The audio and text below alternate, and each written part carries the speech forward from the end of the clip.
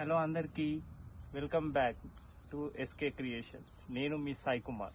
ఈరోజు ఏం చెప్తున్నా అంటే తెలంగాణ ప్రజాపాలన గురించి. మన ముఖ్యమంత్రి శ్రీ రేవంత్ రెడ్డి పోయిన సంవత్సరం ఏదైనా ప్రాబ్లం ఉంటే ప్రజాపాలన పిటిషన్ ఇవ్వమన్నారు. చూడండి పిటిషన్, ఇది చూడండి పిటిషన్ నెంబర్, డేట్ చూడండి ఆగస్ట్ 2024. ట్రాన్స్ఫర్ అయినది your grievance is sent to MPDO Bonakal. But ఇంకా ఏమి రెస్పాన్స్ లేదు.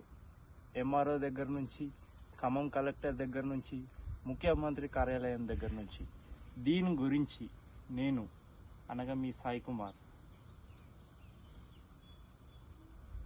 చూడండి,